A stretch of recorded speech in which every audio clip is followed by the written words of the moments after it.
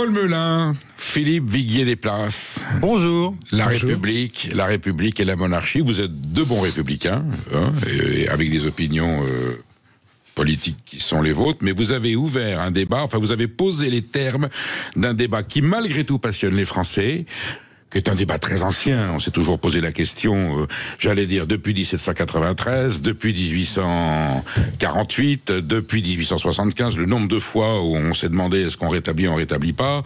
1940, le pétinisme, est-ce que c'est pas un rétablissement un petit peu d'un début de monarchie?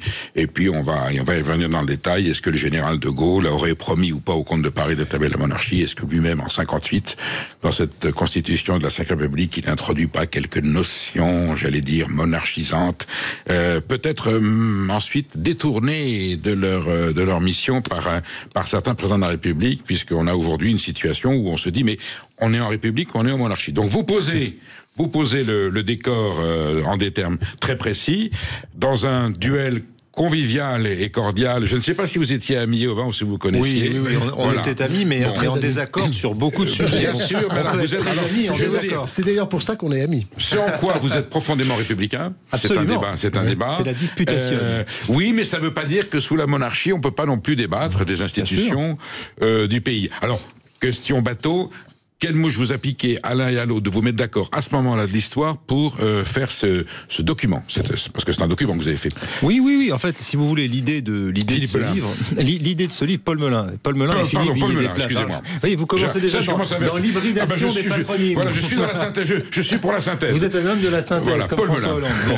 Non, alors on a vraiment, avec Philippe, vous savez, le point de départ de ce livre, c'est qu'on dialogue. Et ça, c'est un art d'abord qui est très français. Quelles que soient vos opinions politiques, vous soyez de droite, de gauche, du centre, d'extrême droite, d'extrême gauche, républicain, monarchiste, on aime débattre en France, et y compris quand on n'est pas d'accord. Et parfois même, on aime s'engueuler. C'est vous savez, l'image d'Épinal d'Astérix et Obélix du village gaulois, où tout le monde se met sur la figure et finit autour d'un grand banquet en mangeant du sanglier. Le banquet républicain. Voilà. Et ça, c'était le banquet républicain, ça c'est mon goût à moi. Donc c'est très français, et avec Philippe, on avait cette habitude, tout en n'étant pas toujours d'accord, de dialoguer, de discuter, et souvent, on n'est pas aussi de la même génération. Avant d'écrire ce livre, je lui disais, mais Philippe, comment tu peux encore être monarchiste, demander le retour du roi en 2025? C'est quelque chose, mais je le disais pas comme un truc rhétorique pour être méchant avec Philippe, je le disais parce que je me posais sincèrement la question, moi qui ai baigné dans une enfance plutôt de gauche, républicaine, sociale, laïque, universaliste, etc. Je me disais, c'est quand même fou. Et en même temps, j'avais une sorte de fascination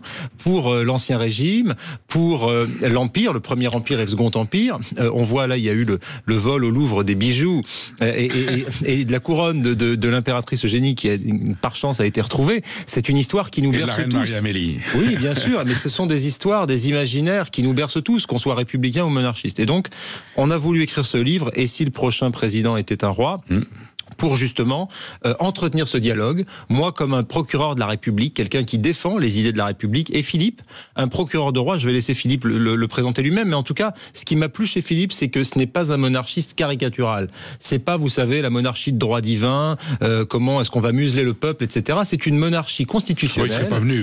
Oui, mais voyez, non, mais c'est important de le dire et de tordre le cou à certains préjugés, parfois, de gens qui prennent tous les monarchistes pour des passéistes, des conservateurs ou des réacs. C'est pas le cas de Philippe. Alors Philippe Viguier-Desplaces, est-ce que vous audissiez depuis longtemps, vous attendiez la situation opportune pour pouvoir remettre ce sujet sur le devant de la scène? Est-ce que vous considérez aujourd'hui que l'évolution ou la régression de nos institutions républicaines justifie qu'on puisse calmement et sereinement ouvrir ce débat? Alors il y a deux questions sur l'origine du livre.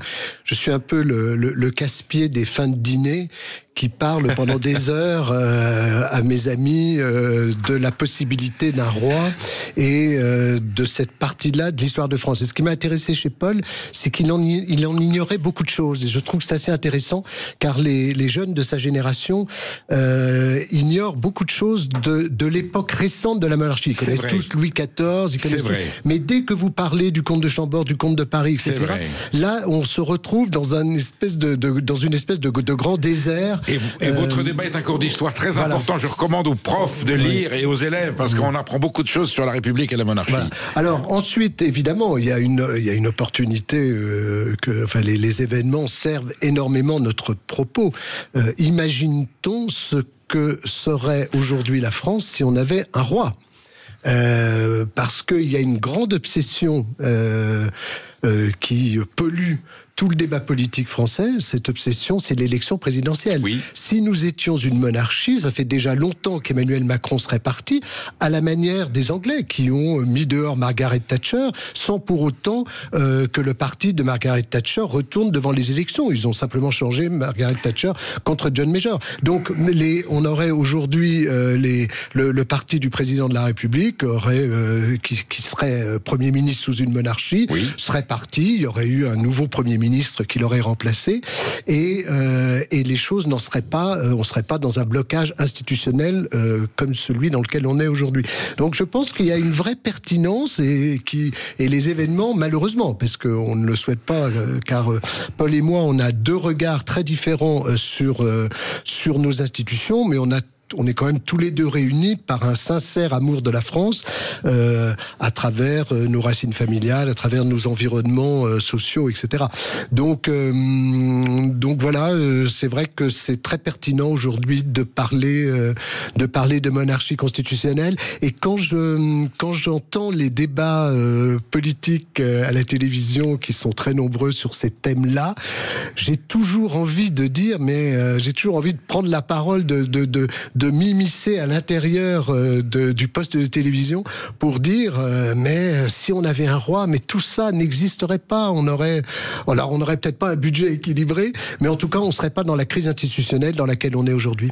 Paul Melun, est-ce que vous estimez que la République étant arrivée à un point de polémique, de contestation acceptable, que Philippe Viguier déplace et l'opportunité pour pouvoir suggérer, de dire maintenant moi j'ai le remède, ça va pas, j'ai le remède. Alors vous dites non, c'est impossible, et pourtant il y a débat, vous avez accepté le débat. Oui, j'ai Pourquoi vous avez accepté le débat? Je l'ai accepté pour une raison toute simple, c'est que tout aussi fervent républicain que je sois, je constate qu'il y a en France un inconscient monarchiste qui n'a pas été réglé. Non pas évidemment dans le fait que demain on va rappeler tel ou tel et qu'on va lui mettre une couronne sur la tête et en faire le roi des Français. Mais il y a dès 1958 et dès cette constitution de la Ve République que veulent Debré et De Gaulle, une âme de l'ordre de la monarchie républicaine, quelque chose de l'ordre du sacré. Vous voyez, dans la façon dont on va organiser la République et ses symboles. Et vous avez qu'à voir, je peux donner un exemple tout bête qui parlera tout de suite à nos auditeurs, vous avez qu'à voir le défilé du 14 juillet avec le président de la République à l'arrière d'une Jeep avec le chef d'état-major des armées qui salue la foule comme la reine d'Angleterre dans son carrosse. Moi j'ai connu la limousine avec le président de la République debout, en tenue, avec la garde républicaine à cheval devant et derrière. Je me souviens de Pompidou avec le bandeau en travers, bien sûr. De Gaulle dans la déesse décapotable. Sauf qu'aujourd'hui, il n'y a plus personne pour applaudir. Alors ça, c'est très triste d'ailleurs. Ça, c'est la deuxième partie du problème. Ils sont à la télé. Non, j'ai lu votre... C'est pas parce qu'ils sont pas sur les Champs-Élysées qu'ils sont pas derrière leur télé. Mais vous avez raison, autrefois il y avait, mais aujourd'hui les moyens visuels. Est-ce que... J'apporte une précision sur laquelle vous allez apporter votre jugement. Est-ce que la grandeur de la France, par principe historique, ancienne, n'implique pas que le représentant de la France, que le souverain ou le chef d'État soit quelqu'un de glorieux? Ah oui, parce que, est-ce que président de la République, est-ce que ça suffit? Pourtant ça l'est depuis 1875. Est-ce que ça suffit pour représenter la France? Alors on a eu quelques personnages qui n'étaient pas Armand Fallières, Émile Loubet, ensuite on a eu des gens plus... Est-ce que les Français ne demandent pas pour les représenter au sommet de cet État, de cette nation, qu'elle fût monarchie ou république, quelqu'un qui est imposant, qui est impressionnant? C'est pas le problème de la... Oui, vous avez raison, mais c'est pas le problème de la République, ça c'est le problème des hommes.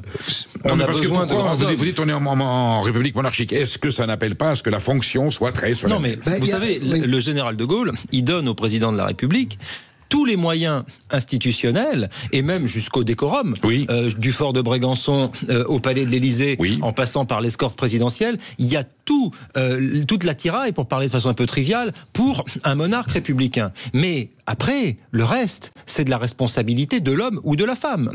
Ou vous vous comportez comme un monarque républicain, François Mitterrand par exemple l'a très bien fait. Ou alors, on parle de Nicolas Sarkozy en ce moment pour d'autres raisons, vous faites comme Nicolas Sarkozy, c'est-à-dire le président de l'hyper-présidentialisme, du président bling-bling, du président qui parle à la presse people, ou alors comme François Hollande, vous êtes le président qui est en polo sur la plage à côté du fort de Brégançon, ou alors, comme le président Macron, vous recevez McFly et Carlito, les youtubeurs à l'Élysée. Mais les présidents détricotent eux-mêmes très bien leurs fonctions. Et ça, ça veut pas dire qu'il faut mettre par terre la Ve République parce que vous avez des présidents qui n'incarnent plus la fonction. Philippe Viguier-Desplaces, est-ce que la République, elle a quand même une certaine classe et elle a quand même des protocoles et des cérémoniaux qui sont dignes de l'institution? Alors je suis d'accord avec Paul pour relever le fait que effectivement les présidents de la République savent très bien détricoter l'image de la fonction.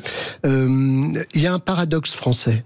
Ce paradoxe, il est que à la fois les Français recherchent effectivement une figure tutélaire et qu'ils ont eu assez peu l'occasion d'en trouver dans l'histoire récente. Mais il y a aussi une passion de l'égalitarisme.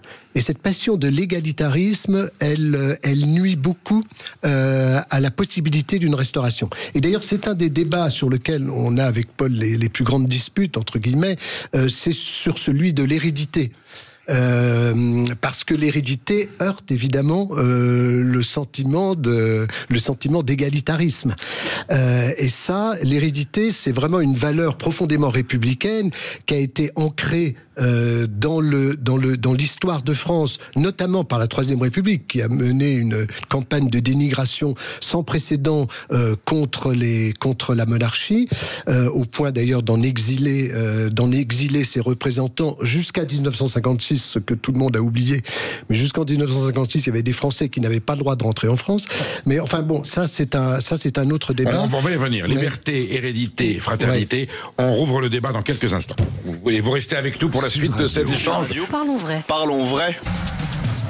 Midi 14h, Sud Radio, la France dans tous ses états, le fait du jour. Nous sommes avec Paul Melun et Philippe Viguier-Desplaces et nous dissertons très républicainement sur la raison pour laquelle la France pourrait ou pas redevenir une monarchie. On va revenir sur cet instant important. Le général de Gaulle arrive au pouvoir en 1959, une fois que la Constitution de 58 a été approuvée. Et dès 1962, il réforme l'élection du président de la République qui jusqu'à présent était élu par un collège.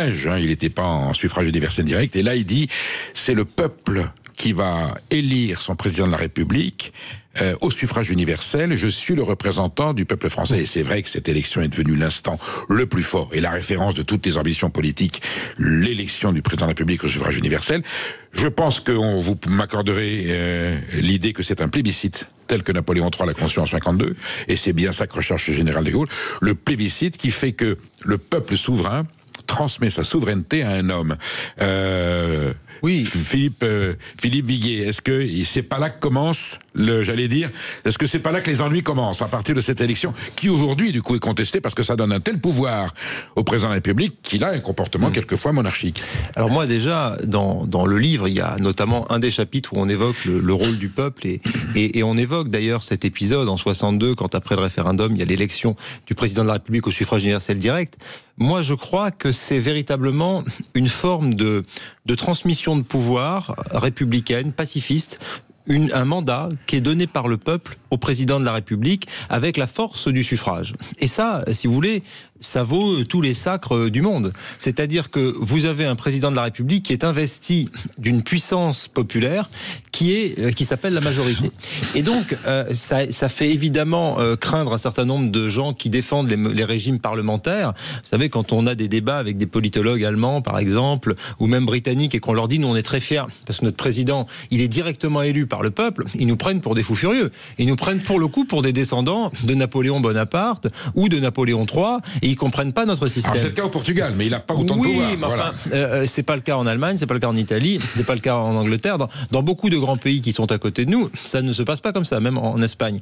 Donc oui, c'est une singularité française, et j'y vois, et c'est là qu'on se rejoint avec Philippe dans notre livre, Et si le prochain président était un roi, c'est là qu'il y a une sorte de, si ce n'est de convergence, en tout cas un lien, c'est-à-dire que il y a dans cette figure investie par une sorte, je reprends votre mot, de plébiscite, le président de la République, ça rejoint l'imaginaire et l'inconscient monarchiste de notre pays, en tout cas dans la puissance que l'on donne à un seul homme ou à une seule femme. Jusqu'à présent, ça n'a été que des hommes. Et ça, je trouve, c'est une survivance de l'Ancien Régime qui est tout à fait précieuse et qui, je crois que la Ve République est équilibrée pour cela, est un équilibre entre la passion populaire et la représentation et la personnification du pouvoir autour d'une personne. Philippe Viguier, est-ce est-ce que vous êtes, j'allais dire, vous avez profité de la faille de l'élection au suffrage universel pour dire, mais écoutez, si on en est là, rétablissons un souverain, un roi. Alors, vous allez très vite en besogne, et pour les raisons que je vous ai évoquées tout à l'heure, c'est difficile d'imposer la figure d'un roi en France. C'est difficile pour au moins deux raisons. J'ai utilisé le mot souverain, oui, vous voyez. Le mot souverain, mais c'est difficile pour deux raisons. D'ailleurs, je suis un peu en porte-à-faux avec ce que vient de dire Paul Melun, parce que pour moi, l'avenir de la monarchie, c'est une monarchie constitutionnelle, où précisément le roi est un porte-drapeau. C'est-à-dire le roi est la figure tutélaire du pays, ce n'est pas un partisan, ce n'est pas un élection, etc. Et la quatrième. Raymond Poincaré et Vincent Auriol ont été de bons présidents qui portaient le drapeau, et du coup ça ressemblait à ce que c'était c'était une présidence constitutionnelle. Vous voyez ce que je veux dire? Oui, mais sauf que ils n'avaient pas la force du roi. Sauf que d'abord ils n'avaient pas la force du roi, et sauf que les institutions n'étaient pas les mêmes. Aujourd'hui, on est vraiment dans une crise profonde où, et là je rejoins Paul Melun, où il n'y a plus de confiance dans personne. C'est-à-dire qu'il n'y a... et d'ailleurs, c'est complètement fou, parce que là, il y a eu ce vol de bijoux, là, hier. Des bijoux royaux et impériaux. De bijoux royaux et impériaux. Et j'entendais ce matin la ministre de la Culture, Rachida Dati, sur un poste de télévision, qui disait, sur une chaîne de télé, qui disait, sur une matinale, qui disait, mais on sent une détresse chez les Français parce que c'est quelque chose qui les touche. C'est-à-dire qu'aujourd'hui, la seule chose qui peut rassembler les Français, c'est un incendie, celui de Notre-Dame, c'est un vol, celui des bijoux de la couronne, et c'est un match de football. On n'a aucune autre façon de se réjouir d'être français et de se rassembler autour d'un homme. C'est incroyable. Et le grand avantage de la monarchie, c'est que, regardez au Royaume-Uni, quelle que soit l'origine de ceux qui votent au Royaume-Uni, ils se sont toujours rassemblés derrière leur reine pendant plus de 70 ans. Ça n'a pas empêché les Belges de mettre 160 jours avant de trouver un gouvernement, alors qu'il y avait un roi qui était là pour... Non, mais d'accord, mais je suis d'accord avec vous, mais en attendant, la Belgique ne s'est jamais effondrée à cause de la présence du roi. Et le roi est très utile. C'est un roi qui a ramené la démocratie en Espagne. C'est pas un homme politique, c'est un roi qui a ramené la démocratie en Espagne. Oui. Oui. Je vais vous dire oui parce que c'est un peu plus complexe que ça. Non, oui, enfin, c'est quand même. C'est la famille royale, c'est Don Juan et Juan Carlos. Oui, mais je connais sans doute aussi bien que vous l'histoire de la monarchie espagnole, mais sans l'intuition de ce prince Juan Carlos, il n'y aurait jamais eu de rétablissement de la monarchie. Il n'avait pas été mis là pour ça par Franco, on est bien d'accord. Il avait été mis pour prolonger le régime. Il trahit le franquisme quelque part. Il trahit le franquisme. Il trahit le franquisme, mais il trahit aussi son père, puisque son père lui demande de renoncer à la couronne d'Espagne en lui disant: le prince des Asturies, c'est moi et c'est pas toi, et c'est moi qui dois succéder à Franco et rétablir la démocratie et c'est pas toi. Et il prend ce risque-là, à la fois contre son père, contre le général Franco, mais in fine, il rétablit la démocratie en Espagne. Il n'y a pas beaucoup dans l'histoire contemporaine récente d'hommes qui, dans de telles conditions, ont ramené la liberté après une dictature. Ou le roi Constantin en 67 qui accepte la dictature des colonels. C'était en 67. Là, je vous parle c'était monarchie constitutionnelle. Voilà. Donc ça dépend. Effectivement, je connais qu'il a arbitré. Il a arbitré, même si le 23 février, on a eu un doute sur le 23F, c'est encore autre chose. Mais en Belgique, c'est exactement pareil. Je veux dire, la Belgique aurait pu s'effondrer 20 fois. Et chaque fois, elle est restée droite parce que l'épine dorsale, c'était le roi. Et le roi a maintenu droit un pays fissuré. Qui est allemand d'origine et français, puisqu'il descend aussi de Louis-Philippe. Alors, on va mettre les pieds dans le plat. Paul Melun est d'accord. Moi, je suis d'accord. Ah oui. On fait une expérience. Parlez au conditionnel. Allez, on va dire, on va faire on va faire une période probatoire. Puisque aujourd'hui, c'est quoi le thème? Et si on essayait autre chose? Là, on parle de majorité parlementaire. Ouais. Et si on essayait autre chose au sommet de l'État? Paul et moi, on est d'accord. Vous nous mettez qui là? Alors, vous le mettez où d'abord? Vous le mettez à l'Élysée? On reconstruit les Tuileries? Vous le mettez au Louvre?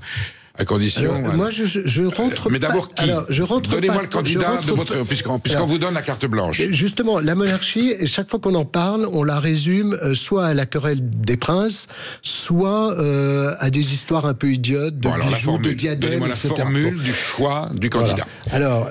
Alors, effectivement, et d'ailleurs, tout à l'heure, vous avez parlé du général de Gaulle. Le général de Gaulle a, il est vrai, à un moment, sans doute eu des hésitations pour rétablir la monarchie, mais il y a une phrase que rapporte Alain Peyrefitte où le général de Gaulle dit « Oui, mais comment faire ?»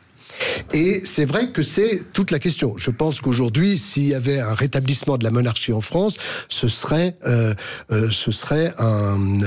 par voie référendaire. Un Orléans. Ce serait institutionnellement un référendum. Ah oui, bien sûr. Non, vous parlez de la voie institutionnelle, évidemment. C'est le peuple souverain qui décide. Alors, après les personnes, écoutez, moi je pense qu'il faut déjà que le futur roi soit quelqu'un qui vive en France. Oui. On est d'accord. Oui. Qu'il soit un descendant de Saint-Louis. Oui. On est d'accord, parce que c'est la légitimité, et en plus le personnage de Saint-Louis est un personnage très fédérateur. Donc, moi je pencherais beaucoup plus pour le comte de Paris mais il y a aussi... Vous en demandez beaucoup, Saint-Louis. Mais il y a aussi le prince Napoléon, qui n'est pas inintéressant. Mais qui ne descend pas de Saint-Louis, enfin... Ah si, il descend de Saint-Louis par sa mère. Vous avez raison. Pas indirectement, mais par sa mère. Ah, par sa mère, bien sûr, oui. Sa mère est une Bourbon-Sicile. Donc il a presque autant de légitimité que le comte de Paris, dont la mère est une Wurtemberg, donc il y a 50% de sang allemand et 50% de sang français. Alors vous offrez 3 options. Une option bonapartiste. Alors il y a l'option et les 2 options monarchistes, c'est le descendant de la famille d'Orléans, c'est-à-dire du frère de Louis XIV, monsieur, dont Louis-Philippe Ier a régné, et aujourd'hui c'est Jean de France, duc d'Orléans, ou l'autre option, on descend directement de Louis XIV par son petit-fils Philippe V, le duc d'Anjou, roi d'Espagne, qui a renoncé au trône, mais on sait que ça n'a pas de valeur juridique en termes de droit dynastique, et qui est représenté aujourd'hui par qui serait Louis XX, donc Louis de Bourbon-Martinez-Bordiou, dont on rappelle qu'il est simplement l'arrière-petit-fils du général Franco. Ce qui est une difficulté supplémentaire. Et puis, là encore, il vit en Espagne, il a épousé la fille d'un banquier d'Hugo Chavez, qui est vénézuélienne, et ses enfants ne sont pas éduqués en France. Et il est duc d'Anjou. Il vient de temps en temps quand même. Il vient de temps en temps, il est très fidèle, et d'ailleurs le personnage est sympathique, et je ne nie pas qu'il ait une volonté farouche d'aider la France. Mais... il manque quand même cette appétence et cette présence sur le sol national. Même s'il y a encore des légitimistes en France, c'est-à-dire des gens qui sont arrêtés à Charles X et qui ont refusé que Louis-Philippe, parce que Louis-Philippe est le fils de Philippe Égalité, qui a voté la mort du roi Louis XVI. On reprend ce débat, Philippe Viguier. Je vais vous demander, Paul Melun, pardon, je vais vous demander à choisir s'il fallait un roi, quelle gueule il aurait. Voilà. Je vous réponds. Perico Légas, Maud Koffler. Nous sommes avec Paul Melun et Philippe Viguier des Places. Alors, on le fait de façon très cordiale, mais on a de vraies hésitations, de vraies interrogations sur l'avenir de la République. Est-ce qu'il faut monarchiser un petit peu une République qu'il est déjà par certains aspects, ou rester, très très fièrement et très strictement sur la République du peuple français qui décide et pas de roi. Paul Melun, tout à l'heure, nous évoquions les options possibles si la République devait redevenir une monarchie. On est parti du principe que vous et moi, on était prêts à faire l'expérience. Oui, on a été sympa ce midi. Imaginez qu'on soit là, vous verriez qui, ou vous pouvez venir, moi je vois personne. Écoutez, non, moi après je suis pas dans des querelles de chapelle. Non. Puis en plus, alors moi pour le coup je pourrais le faire parce que je suis pas jugé parti. À part Philippe, j'ai assez peu d'amis monarchistes et il faut dire que c'est une espèce en voie de disparition en France, même s'il y a toujours des adeptes. Mais moi j'ai pas de, si vous voulez, le lecteur de l'histoire de France que je suis tendrait pour vous dire qu'il faut un descendant de Saint-Louis et donc que le prince d'Orléans est probablement le plus légitime si on parle du point de vue historique, puisque moi je m'intéresse à l'histoire. Pourquoi je pense que d'un point de vue historique, c'est plutôt logique. Parce que c'est une expression dans la monarchie française. On dit que tous les descendants des rois de France, ils recevaient autrefois le titre de petit-fils de Saint-Louis. Nous sommes d'accord, mais il y en a un autre quand même depuis, qui est Henri IV, qui a incarné une monarchie ouverte de la paix, de la conciliation, mort assassiné. Voilà, et ça tombe bien parce que les deux prétendants auxquels on fait allusion monarchique descendent d'Henri IV. Oui, absolument. Non, mais voilà, après, si vous voulez, moi, la réinvention de notre régime, pour moi, ne passe pas par le rétablissement de la monarchie et par la présence d'un roi. C'est tout l'objet de ce livre. C'est pour ça qu'on a mis « Et si le prochain président était un roi avec un point d'interrogation et qu'on a sous-titré notre livre Un match pour la démocratie, c'est bien qu'il y a un match entre Philippe et moi, et que moi je considère que il y a dans la réinvention de la République un certain nombre de choses qui peuvent être faites. Et je trouve que ce qu'il y a de plus intéressant dans la monarchie, finalement, est dans le passé, dans le rétroviseur. C'est-à-dire que c'est véritablement l'inconscient monarchiste, l'inconscient de l'Ancien Régime, qui a un intérêt en France dans la façon dont ça nous a permis d'ériger nos institutions, notre régime, etc. Et quand vous voyez, on parlait tout à l'heure de Notre-Dame de Paris, où on parlait des bijoux de la couronne ou des bijoux du Second Empire. Il y a très probablement dans beaucoup de nos compatriotes, y compris des compatriotes de gauche, y compris des compatriotes républicains de droite, une forme, si ce n'est de nostalgie, en tout cas d'amour pour sa patrie, dont l'Ancien Régime en fait partie. Vous savez, quand vous entendez Jean-Luc Mélenchon, par exemple, qui vous dit qu'en gros, la France a commencé en 1789, c'est à ne rien comprendre à la France. La France n'a pas commencé en 1789, elle a commencé bien avant, et moi, je prends tout dans la France, même si je suis un homme plutôt de gauche et un républicain. Donc, je pense qu'il y a un vrai enjeu d'éducation populaire aussi à travers notre livre, qui consiste à faire un voyage dans l'histoire, à inviter notre lecteur à découvrir un certain pan de notre histoire. Et ce pan de l'histoire, c'est la République récente, et c'est aussi la monarchie.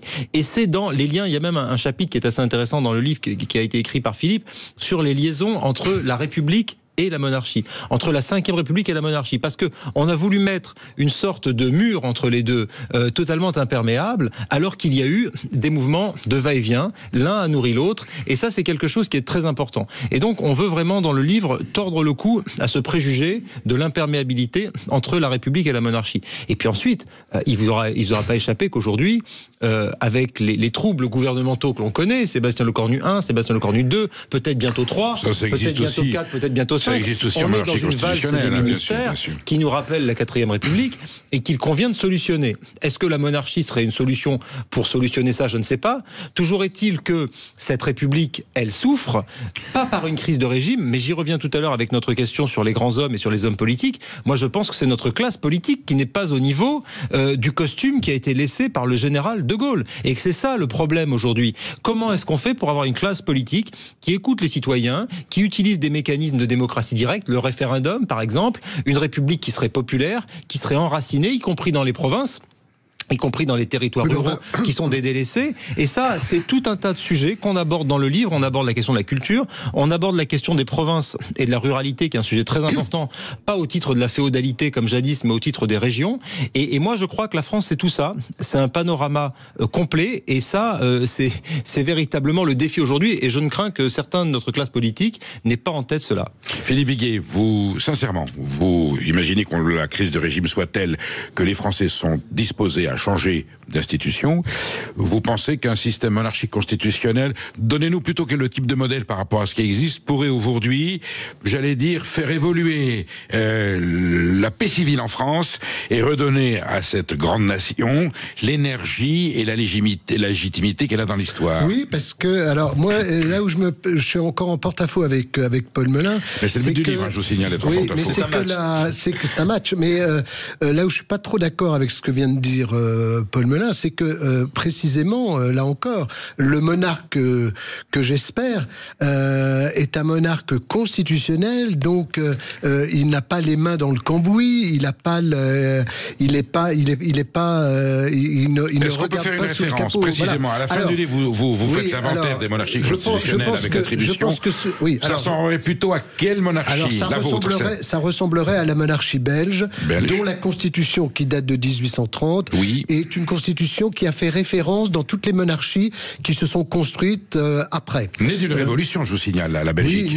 Émeute après un opéra contre l'occupation hollandaise, et ça aboutit à la monarchie. Je vous rappelle que c'était un roi de France qui devait être désigné. Louis-Philippe n'a pas osé. Il a donné sa fille à Léopold de Saxe-Cobourg-Gotha. Léopold Ier. Et ça devait être aussi un Allemand. Mais voilà, pour moi, c'est la constitution qui se rapprocherait de la façon belge. Alors, il fait quoi le président de la République chez vous? Le roi. Il nomme le Premier ministre en fonction des... Alors, il nomme le Premier ministre, mais il peut aussi aider à l'organisation de l'organisation d'un gouvernement. Oui, il promulgue les lois. Il n'est pas sacré. C'est-à-dire c'est un roi laïque et il est intronisé, entre guillemets, au Parlement. Comme Louis-Philippe. Comme Louis-Philippe, exactement. Avec les 4 symboles. Voilà. Exactement. Mais c'est bien le peuple souverain qui le désigne roi des Français. Et c'est le président de l'Assemblée nationale belge, le président du Parlement, qui le désigne, qui le proclame. Qui le confirme. Voilà. Nous avons un royaliste. Il est reparti, on va le revoir. Il s'appelle Gérard, il a appelé de Bayeux, il y a un petit problème de connexion, on va le revoir. Donc, un souverain qui participe aux institutions de la nation, ce n'est plus une république. Alors, il est chef des armées, mais il n'est pas responsable de la défense nationale. Voilà. Mais les militaires prêtent serment au roi. Et c'est lui qui peut déclencher une guerre, parce qu'il est le seul à pouvoir signer des traités. On a retrouvé Gérard, qui appelle de Bayeux. La tapisserie de la reine Mathilde. Oui. Voilà, on est en Normandie. Oui. Et le discours de Bayeux aussi. Et le discours de Bayeux du général de Gaulle en 1946, fondateur de notre actuel. D'ailleurs, dans lequel il y a plusieurs options. Gérard.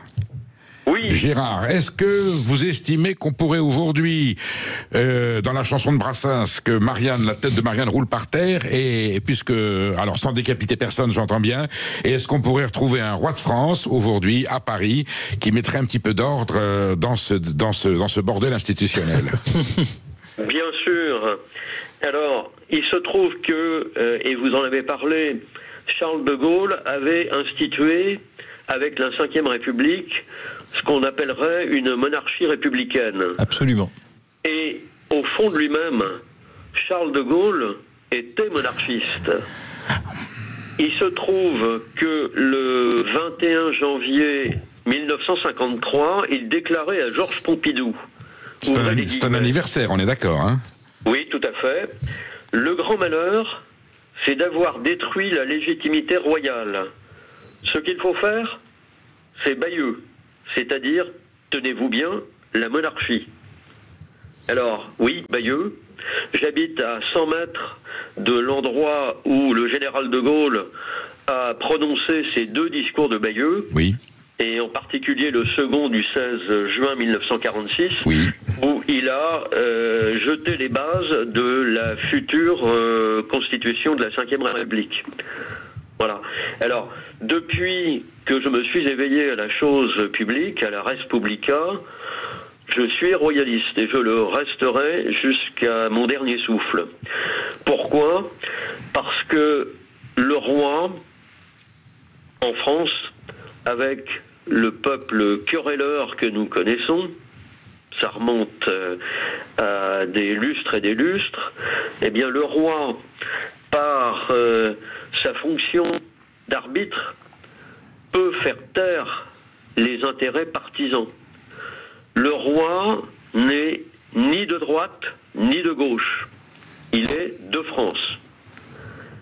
Et hélas, eh bien, ce à quoi nous assistons actuellement milite, il me semble, en faveur d'un rétablissement de la monarchie pour permettre au train France de retrouver les bons rails.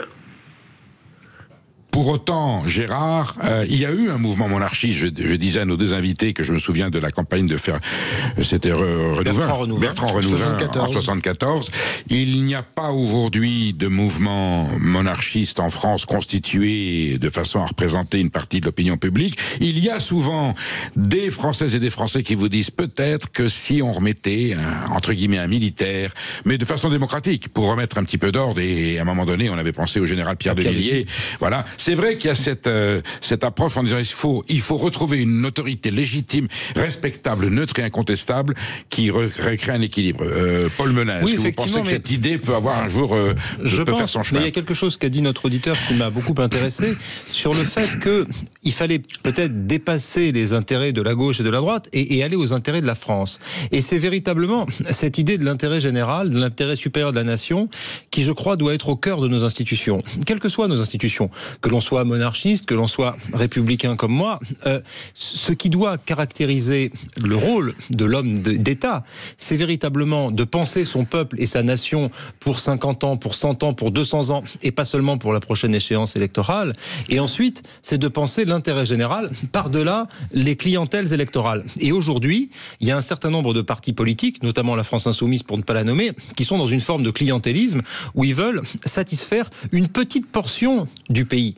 Et ça, c'est presque l'américanisation de la vie politique française. Aux États-Unis, vous savez, on calcule quartier par quartier. Il y a des entreprises d'ailleurs qui font ça, qui sont payées, c'est des histoires de gros sous, pour aller flaguer, pour identifier des quartiers qui votent républicains ou qui votent démocrates, et ensuite leur servir exactement le discours qu'ils veulent, comme si on était des représentants de McDonald's ou de Coca-Cola. C'est pas ça la politique française.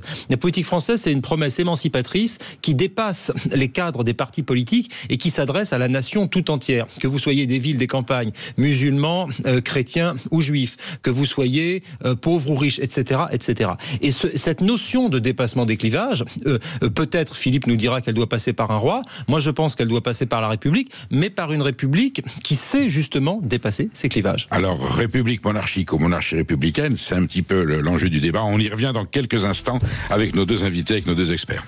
Écoute avec attention, je parle bien du symbole de la République parce qu'on parle de son sort. Est-ce qu'on va lui mettre une couronne sur la tête? On pourrait d'ailleurs trouver une Marianne.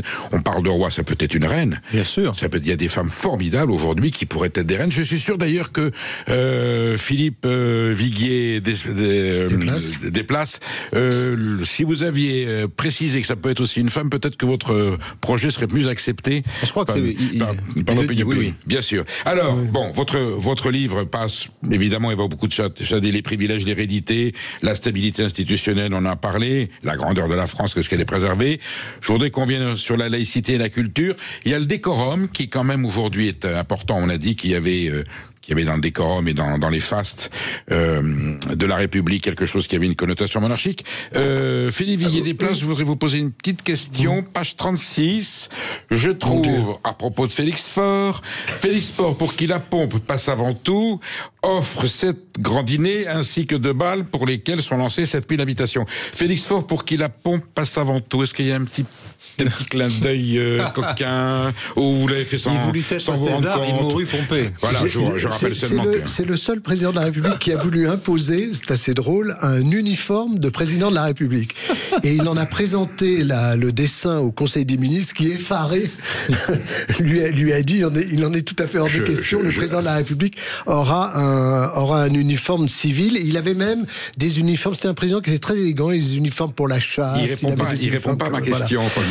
Alors je parle de la pompe parce que je veux pas rentrer dans une polémique qui éloignerait de mon propos des personnes qui pourraient y être intéressées. J'ai mis d'abord la chanson du Vert galant.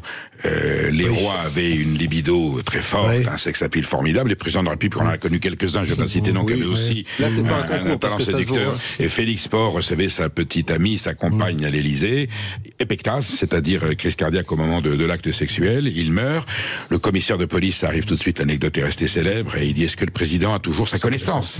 Et le concierge répond: non, elle est passée par la porte de derrière. Et Georges Clemenceau dit: il se prenait César, et il a fini pompé, on a compris la lésion. Donc voilà, il y avait quand même des présidents de la République qui, sous la troisième et la République, troisième et quatrième République, avaient quand même le sens du décorum. Au-delà de l'anecdote, ce qui fait la force d'un roi, c'est pas l'uniforme. Un roi paraît, c'est d'ailleurs étonnant parce que quand vous allez dans un pays où il y a une monarchie, quand le roi paraît ou la reine paraît, immédiatement il y a un silence qui s'impose. Moi-même, j'avais été invité à une réception à l'ambassade de Grande-Bretagne à Paris, et Diana qui rentre à l'époque, qui rentre dans le salon. Tout le monde se tait, c'est instinctif. Oui. C'est instinctif. Or, le président de la République, vous savez, récemment, j'ai vu le président Macron, aller dans une école. Tout le monde restait assis. Oui. Quand la reine Elisabeth rentrait dans un centre d'apprentissage, tout le monde se levait. Quand le roi Felipe d'Espagne, qui est pourtant un jeune roi, qui a une cinquantaine d'années, rentre dans un centre où il y a des jeunes, tout le monde se lève. Oui, c'est instinctif. Donc en fait, la pompe, finalement, ça c'est vraiment un travers républicain. Les républicains sont persuadés que de faire de la pompe, ça les rendra plus monarchistes. Philippe Biguet, quand le général de Gaulle rentrait quelque part, après je veux bien que... Non mais ça fait quasiment 1 heure qu'on est ensemble, que ce soit Paul Melun ou vous n'avez comme référence que le général de Gaulle. Non, j'ai parlé de François Mitterrand aussi. Non, mais c'est dire quand même. Non, Raymond Poincaré a eu une prestance formidable. Oui, mais c'est dire quand même la détresse des institutions républicaines, que systématiquement, et Paul Melun, c'est son travers permanent dans ce livre, de faire référence au général de Gaulle qui est mort en 1971. Ils ne sont qu'un citoyen. Je vous rappelle que mon ministre depuis 1971, il n'y a pas eu un président de la République qui a été finalement à la hauteur d'une fonction de manière incontestable. Oui, mais cher Philippe, c'est la même chose avec les monarques. Non. Vous prenez le prince, j'allais dire le prince Charles, le roi Charles. Il y a eu quelques tarés dans les monarchies quand même. J'en cite quelques-uns dans... Est-ce que je peux finir ma phrase, cher Philippe? J'en cite quelques-uns dans le livre. Il y a, vous savez, derrière la personnalité des uns et des autres, moi, tous les gens que j'ai rencontrés, qui ont rencontré eux-mêmes François Mitterrand, me disent précisément que quand François Mitterrand rentrait dans une pièce, je termine Philippe, ou qui montait à la Roche-Solutré, que ce soit Jacques Lang, Jacques Attali, Roger Hanin et tous les gens de la Mitterrandie, on suivait le roi Mitterrand alors qu'il avait juste un chapeau. Ça n'empêchait pas d'être sifflé. Ça n'empêchait pas d'être sifflé. Il y a beaucoup de monarques qui sont sifflés aussi. C'est sûr que Casse-toi pauvre con et le président normal, bien sûr. Et voilà, donc je crois vraiment que, vous savez, il ne faut pas se focaliser ni sur les régimes, ni sur les couronnes, ni sur les diadèmes, ni sur les cravates. Il faut se focaliser sur la façon dont l'époque évolue. Et je crois que l'époque a évolué et que malheureusement, dans tous les secteurs, mais des chefs d'entreprise vous le diront, des acteurs de cinéma, des journalistes, un médecin par rapport à ses patients, le nombre de gens qui appellent leur médecin docteur, ça a baissé. Maintenant, on va presque le tutoyer, lui mettre une claque dans le dos. C'est clair. Et les profs. Bien sûr, c'est l'époque qui évolue en général. Et on aura beau remettre un monarque à la tête de l'État, la roue de l'histoire est en marche. Et la roue de l'histoire est à la désacralisation. Alors, je vais vous poser une question. Juste là-dessus, pas du tout, parce que dans toutes les monarchies, on appelle toujours une reine madame et un roi sire. Dans toutes les monarchies. Oui. Et même, regardez les comptes Instagram du roi d'Espagne ou du roi des Belges, il fait des selfies. Mais on lui dit sire. On dit toujours Monsieur le Président au Président, et quand il rentre dans la salle des fêtes de l'Élysée, l'huissier dit Monsieur le Président de la République. C'est comme si le roi entrait. Je vous pose une question, il ne reste que 2 minutes et demie, mais je pense que vous aurez l'occasion de revenir, parce que c'est pas terminé ce débat sur la monarchie de la République, c'est pas terminé. La laïcité, qui est une valeur républicaine fondamentale, pour moi, elle n'est que républicaine. Philippe Villiers-Desplaces, vous avez l'air de dire non. Une monarchie, même si, alors il est plus de droit divin, on est d'accord, il est de droit souverain, une monarchie peut respecter la laïcité. Bien entendu, parce qu'elle fait la différence entre l'appartenance d'un souverain à une tradition spirituelle et la liberté d'un peuple de la choisir.